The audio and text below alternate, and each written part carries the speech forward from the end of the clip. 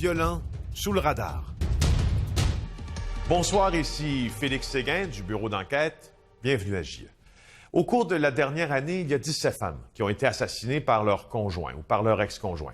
C'est une violence inouïe qui nous renvoie une question sur la manière dont nous nous comportons tous. Est-ce qu'on prend assez au sérieux la menace de l'homme violent? Est-ce qu'on mesure suffisamment l'urgence d'agir? Commençons par parler du meurtre de Nathalie Piché. Son ex-conjoint avait déjà eu des démêlés avec la justice avant de commettre l'irréparable.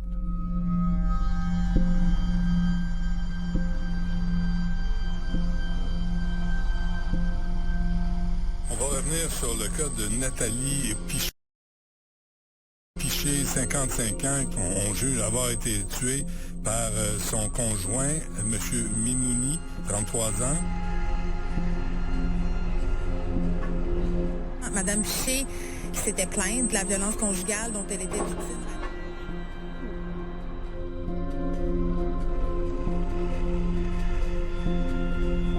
C'est dans ce logement de Limoilou, à Québec, que Nathalie Piché a été retrouvée sans vie, avec des marques de violence. Dans la nuit du 14 au 15 juin, 3 jeunes femmes ont perdu leur mère. C'était quelqu'un qui avait un énorme cœur, comme elle était très empathique. Elle pensait toujours beaucoup plus aux autres avant de penser à elle-même.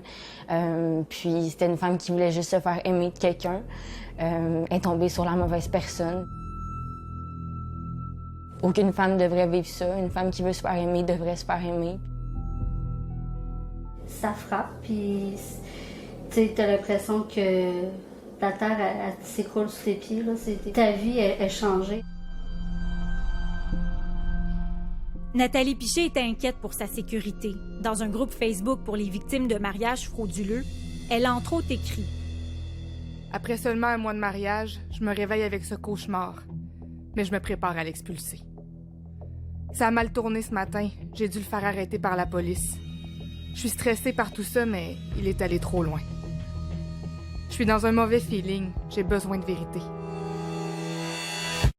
Notre mère, elle a toujours voulu avoir l'air d'une femme forte, d'une femme solide, d'une mère de famille monoparentale parce qu'elle nous a toutes élevées presque seules. Là. Je pense qu'elle voulait pas nous inquiéter aussi avec ses problèmes. Elle en a parlé à d'autres gens, dans des groupes, tout ça, elle se mettait dans des petits groupes pour parler avec des femmes qui vivaient la même chose qu'elle, mais jamais qu'elle nous a laissé sous-entendre qu'elle avait déjà vécu, serait-ce quelque chose dans ce style-là. Le cas de Nathalie Piché ne fait pas exception. Plusieurs des 17 féminicides seraient survenus dans des contextes de conflit ou de rupture. La professeure à l'UQAM, Rachel Chagnon, nous explique comment un homme violent cherche à établir son emprise sur une victime. La violence conjugale, c'est d'abord et avant tout une privation de liberté pour les victimes. Puis c'est d'enfermer les victimes à l'intérieur de leur relation. Là, on parle de personnes qui ont un besoin de contrôler leur environnement, de contrôler leur conjointe plus particulièrement. Nathalie Piché a porté plainte contre Nourdine Mimouni en décembre 2020. Il a été accusé de voies de fait, de séquestration, de menaces et il a été libéré le jour même, sous certaines conditions. À la première plainte, il devrait avoir un red flag déjà en partant, tu sais. Oui, il devrait... C'est pris plus au sérieux puis des mesures. Chantal Arsenault, qui côtoie des victimes, acquiesce. À partir du moment où une femme porte plainte, ce serait bien que les juges aient le pouvoir d'ordonner une évaluation des conjoints violents pour qu'on puisse savoir dans quel genre de situation. C'est pas vrai que toutes les situations de violence conjugale sont au même niveau de dangerosité pour la vie des victimes et de leurs enfants. Le directeur des poursuites criminelles et pénales, le DPCP, peut demander une évaluation des conjoints violents lors de la mise en liberté provisoire, mais il ne peut pas l'exiger. Alors, ce service d'évaluation-là, il est possible lorsqu'il est demandé et avec le consentement de l'accusé. Alors, c'est un autre outil là, qui est à notre disposition. Il reste qu'il n'est pas imposé. Effectivement, les tributaires du consentement. Fait que dans le fond, les conjoints sortent sans qu'on ait bien pris le temps d'évaluer s'ils représentent un danger puis à quel point ils représentent un danger. Le 28 janvier 2021, les conditions de remise en liberté de Nourdine Mimouni sont modifiées. L'interdiction de se trouver en présence de la plaignante est retirée. Le 18 février, les accusations tombent. Le tribunal émet un 810. C'est une ordonnance de garder la paix. C'est une ordonnance qui a été mise quand une victime décide de retirer sa plainte et que la poursuite ne peut plus aller de l'avant. C'est ce qui se serait passé dans le cas de Nathalie Piché. Mais on ignore si elle a volontairement retiré sa plainte ou si elle a reçu de la pression pour le faire. Mais avec cette ordonnance, ce 810, Nourdine Mimouni s'engage à ne pas importuner Nathalie Piché. La violence conjugale, à la base, là, c'est une personne qui a une prise de pouvoir sur une autre. Alors nous, comme procureurs, on ne veut pas mettre une pression supplémentaire sur la victime pour la forcer à témoigner contre son gré. On veut respecter sa volonté. Si elle avait eu de la prévention, si elle avait été outillée par rapport à ça, peut-être que ça l'aurait aidé aussi à avancer. Parce que quand tu es dans une relation de violence conjugale, c'est parce que tu as des choses que tu vois pas ou tu as des signes que tu ignores, volontairement ou involontairement aussi, tu sais. Nourdine Mimouni a été accusée du meurtre de Nathalie Piché le 15 juin 2021. Et il n'était pas le seul à avoir une ordonnance à respecter. Celui qui aurait tué Elisapi Ngma dans le nord du Québec, Thomas Kane, en avait aussi. Il avait été accusé d'agression armée contre elle en 2020 et il n'avait pas le droit de se retrouver en sa présence. Mais il n'a pas respecté l'ordonnance à plusieurs reprises, notamment le 16 janvier dernier. Et 20 jours plus tard, Thomas Kane aurait tué Elisapi Ngma. Ça fait quand même peu de sens qu'un conjoint ait plein de conditions, mais il doit se reporter à personne. Personne vérifie. Ça, c'est quand même particulier. On ne serait pas capable de calculer, admettons, combien d'hommes remis en liberté ont brisé une condition. On serait incapable de le savoir. Demain matin, là, si on se disait, on fait une espèce d'audit de tous les 810 de la province pour savoir si tous ces 810-là sont respectés, je mets au défi quelqu'un de réussir à avoir la réponse facilement. Je pense que c'est pas possible. Au moins 8 des hommes accusés de meurtre cette année possédaient déjà des antécédents criminels. Plusieurs experts se questionnent sur la prise en charge des hommes violents par le système. Si on ne réussit pas à les surveiller adéquatement, quel message on leur envoie? Puis quel message on envoie à leurs victimes? Si on ne réussit pas à les contrôler adéquatement, puis si on ne réussit pas à répondre aux victimes adéquatement lorsqu'elles se donnent la peine de passer par-dessus la peur qu'elles ont de ces hommes-là pour porter plainte, on les oblige à changer de vie, on les oblige à se comporter comme si c'était elles les parias. Au retour, est-ce facile pour un agresseur de demander de l'aide? Tu as un problème de violence conjugale, mais ça se change.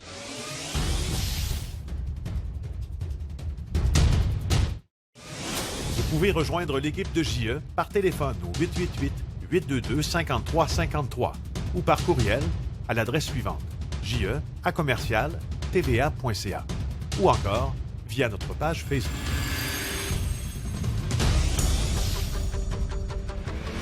Il y a 3 ans, il y a un cas de violence conjugale qui a secoué le Québec. Le meurtre de Daphné Huard-Boudreau, qui a été tuée par son ex-petite amie. Il y a un problème là-dedans. C'est qu'elle venait tout juste de demander l'aide de la police.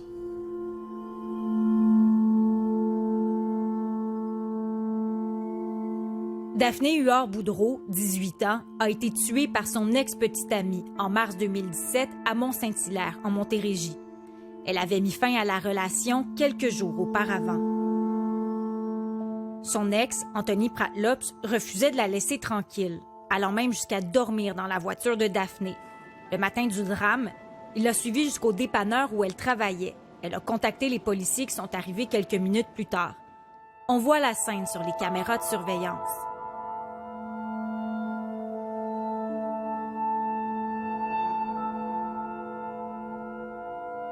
Le père de Daphné est convaincu que sa fille serait toujours vivante si l'intervention policière avait été différente. Ils sont 3 policiers avec lui dehors, puis ils laissent faire de long en large, intimider ma fille. Puis pire que ça, il y a 3 policiers avec lui, là. Il n'est pas sous détention, là. Il le laisse rentrer dans le dépanneur pour invectiver ma fille puis l'intimider devant les policiers. Les policiers ont demandé à Daphné si elle voulait déposer une plainte contre son ex-petite amie, mais elle a refusé de le faire. On le voit, là, il rentre dans le dépanneur. Comment il y a 3 policiers dehors qui peuvent le laisser rentrer? Ma fille, porter plainte ou pas, elle ne sait pas c'est quoi à cet âge-là. Si elle porte plainte, je suis sûr qu'elle se disait « il va me tuer ». On voit que les policiers sont avec elle et avec lui, mais le contact visuel est encore là. Fait que comment c'est intimidant pour une victime? Ce qui est clair, c'est qu'à partir du moment où on est dans une situation de violence conjugale, il faut que les deux parties soient séparées par les policiers puis qu'il n'y ait pas de contact visuel. Anthony Pratlops a pu repartir en toute liberté dans un taxi. Mais avant de le faire, il a volé le cellulaire de Daphné et il a utilisé sa page Facebook pour publier 2 vidéos en cours de matinée. Quand c'est rendu, il faut que t'aies un Facebook, man, parce que ta blonde, est pas capable de dire les affaires, là. On s'est fait un tatou, man, esti. We are a team. C'est toi-même qui me l'as dit, on est une équipe, esti. Une équipe de quoi, tabarnak? Tu vas pogner le ballon, tu vas scorer dans le propre net, esti? Je trouve ça crissement ridicule de ta part, pis c'est crissement immature, man. Vers l'heure du dîner, Daphné Huard-Boudreau s'est rendue au service de police. Elle voulait entre autres des conseils pour fermer sa page Facebook. La police lui a demandé si elle voulait porter plainte. Elle a refusé de le faire. C'est important que les victimes soient accompagnées par des intervenantes spécialisées en violence conjugale au tout début. Ça peut faire changer les choses. Moi, ma recommandation, c'était que tant et aussi longtemps que la victime n'a pas été rencontrée par une professionnelle, bien, soit le prévenu va être en surveillance ou la victime va être protégée. Là. Un des deux, mais il faut protéger la victime là-dedans.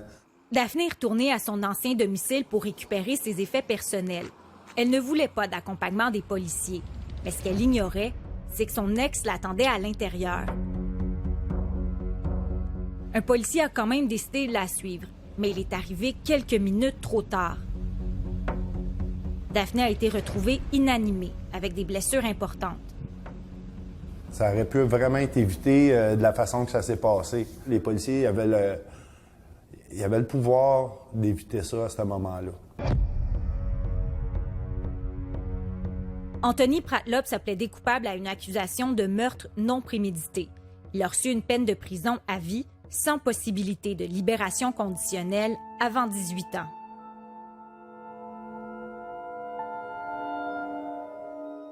À Montréal, depuis le début du mois de novembre, la police réfère les hommes violents ou en crise à des services d'aide lors de leurs interventions. C'est un projet pilote et 5 postes de quartier y participent. On considère qu'ils doivent faire partie de la solution parce que dans la dynamique de la violence conjugale, il y a beaucoup de victimes qui retournent dans des relations qui sont de violence. Donc, on essaye, en référant le conjoint, bien, on peut s'assurer d'éviter une récidive, peut-être prévenir un homicide conjugal. Donc, on tend vers ça, mais il doit accepter. C'est la condition, donc il doit accepter. Cet homme qui a déjà eu des comportements violents a accepté de l'aide. Mais la proposition lui est venue de son employeur et non de la police. On lui a garanti l'anonymat parce qu'en s'ouvrant à nous, il craint les conséquences de son témoignage. À un moment donné, je disais aux gens que je m'étais fait une liste des gens à corriger avant que je meure. Puis quand on me posait la question, ça veut dire quoi ça pour toi, des gens à corriger? Je gardais toujours le flou. Je voulais pas vraiment dire, c'était-tu des menaces, c'était sérieux? C'était sérieux, je le croyais vraiment. J'ai fantasmé également sur le fait d'une personne féminine à qui j'ai eu un problème, je voulais lui trancher la gorge. Alors, c'est pour dire à quel point j'étais devenu chargé émotivement. Et d'intégrer Entraide pour hommes, ça m'a vraiment fait du bien. L'Entraide pour hommes offre des services d'intervention psychosociale aux hommes qui ont des comportements violents. Geneviève Landry en est sa directrice générale. On fait comment pour faire en sorte qu'ils prennent le téléphone puis qu'ils demandent l'aide? Il faut dédramatiser la demande d'aide des hommes. En partant, pour un homme demander de l'aide, c'est beaucoup plus difficile qu'une femme parce qu'il a été éduqué comme un bon guerrier. Il faut qu'il soit fort, performant. Donc, par conséquent, il se débrouille tout seul. Donc, c'est pas le premier réflexe d'aller demander de l'aide. On m'a appris qu'un homme, ça doit être dur, ça doit être lui un peu qui est le soutien solide, là, la personne sur qui on peut s'appuyer. Alors, d'appeler puis de demander de l'aide, déjà, ça montre une fragilité. Hein. Moi, les hommes n'ont pas ce réflexe-là. Dédramatiser la demande d'aide des hommes, ça veut dire qu'on doit s'adresser à lui d'un ton de voix bienveillant. Malgré que le geste est criminel, malgré de la violence, c'est non, on n'en veut pas. Il en demeure pas moins que cet homme-là, il est honteux. Tu as un problème de violence conjugale, mais ça se change. Est-ce que vous jugiez que c'était normal, le comportement que vous aviez eu? Oui, c'est... J'étais un peu comme dans le déni. Les gens me disaient, mon Dieu, quel excès de colère pour si peu, dans le fond. Je disais, non, je sais que j'ai raison. Dans un instant, qui peut aider les hommes violents? Et on n'a pas de ressources, on n'a pas de point de service ici pour les hommes violents.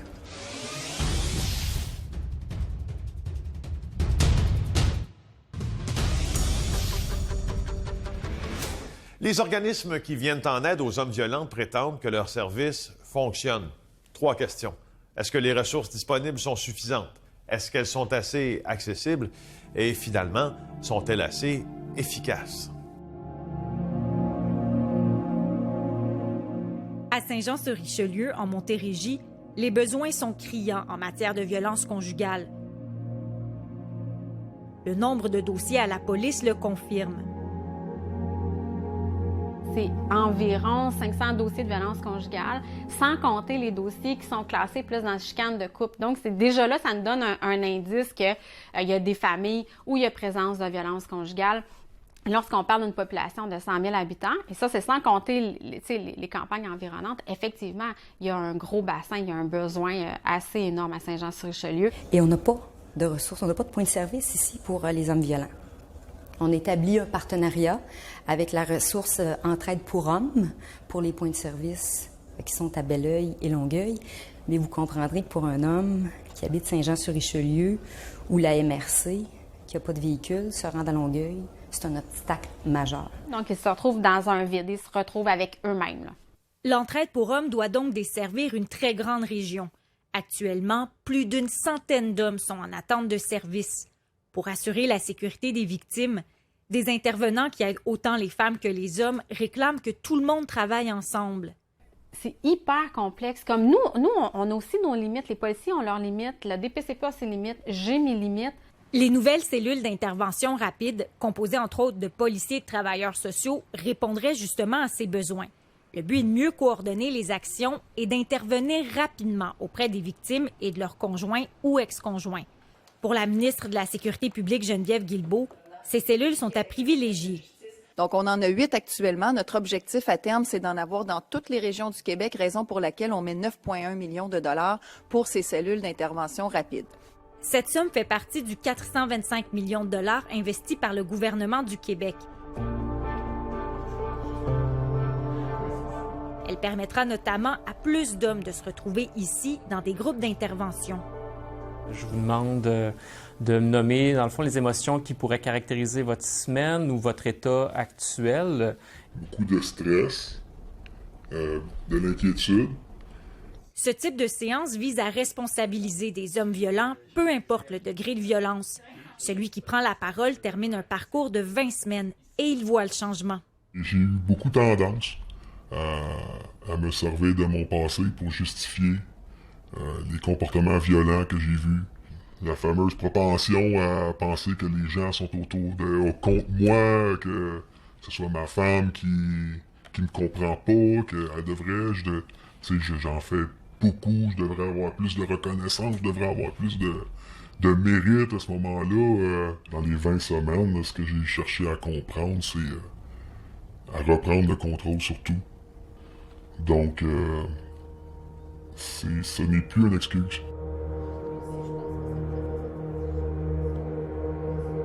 Mais est-ce que dans les 20 dernières années, on a assez parlé de l'homme qui a un comportement violent? Non. Puis il devrait avoir plus de ressources parce que même moi, vous me demanderiez, mettons, de l'aide pour une femme qui vit de la violence conjugale, j'en ai des ressources. Pour un homme, je pourrais même pas vous dire qu'il y a un organisme pour ça, tu sais. On se concentre sur les victimes, mais on se concentre pas sur la source du problème. La source du problème, c'est ça. Parce que oui, c'est bien beau de parler des femmes qui le vivent, mais il faut aussi, tu sais, trouver une solution pour les hommes aussi, parce que le problème vient principalement de là, tant qu'à moi. Il faut que cet homme-là soit assis dans une ressource pour hommes pour qu'il soit évalué au niveau de la sévérité de la violence et au niveau du danger d'homicide. Je pense que la clé est là. Si tout le monde se sent responsable, si tout le monde dit « la violence conjugale, ça me concerne », je pense qu'on va arriver à réduire le nombre de violences et à réduire effectivement le nombre d'homicides. Pour éviter d'autres drames de la sorte, certains demandent des mesures coercitives, comme des peines plus sévères. L'utilisation du bracelet électronique aussi pour surveiller les hommes qui ont eu des comportements violents dans le passé. On l'a vu cette semaine et Québec se penche sur cette question. Si vous êtes victime de violences conjugales ou si vous êtes un homme avec des problèmes de violence, s'il vous plaît, n'hésitez pas et demandez de l'aide à SOS Violence Conjugale. Maintenant, si vous avez une nouvelle importante à me communiquer qui touche cet enjeu très délicat, vous pouvez me joindre directement par message texte à mon numéro de téléphone personnel. Si vous avez peur de parler, je m'engage à protéger votre identité. Je vous rappelle que notre émission est rediffusée à LCN, samedi et dimanche à 13 et 19 h. Vous pouvez aussi la revoir en tout temps sur la plateforme TVA.